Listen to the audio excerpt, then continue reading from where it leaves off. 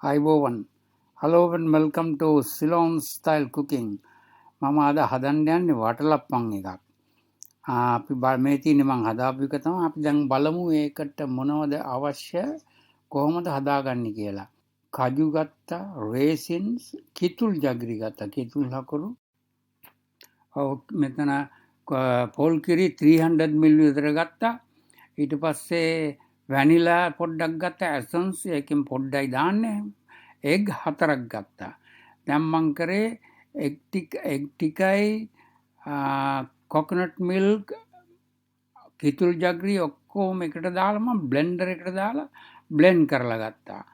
අරගෙන දැන් අපි ඒකට දානවා රේසින්ස් ටික දානවා, කජු ටික දානවා, වැනිලා essence පොඩ්ඩක් දාන්න තේ හැඳි කාලක් විතර දාලා ඔක්කොම හොඳට ඔන්න ඔය විදියට මික්ස් කරන්න.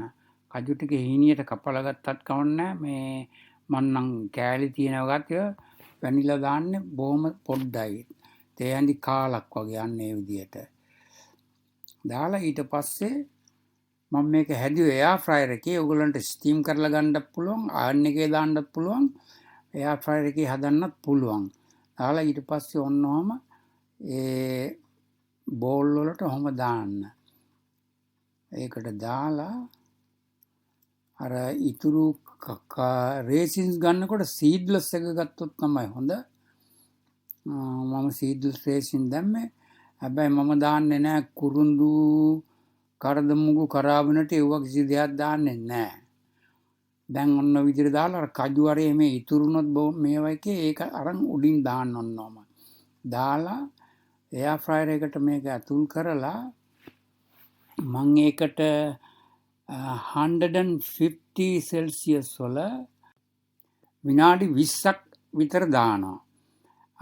දාලා ඕගොල්ලොන්ට ඒක අතරමැදියේදී විනාඩි 10ක් විතර ගියන් පස්සේ ඇදලා බලන්න පුළුවන්. ඔය ඉතින් ඒක ඇදලා ගත්තම පොඩ්ඩක් පොඩි පින් එකක් වගේ අරන් මැද්දට ගහලා බලලා හරි ගිහිල්ලා නම් ගන්න ඕන. මොකද මේ එයාර් ෆ්‍රයර් එකේ ටෙම්පරේචර් එක හරියට හදාගන්න බැරි වුණොත්. දැන් මේ තියෙන්නේ මම විනාඩි 15ක් 16ක් වගේ තියලා ගත්තා. දැන් හරියට හැදිලා තියෙනවා ගානට.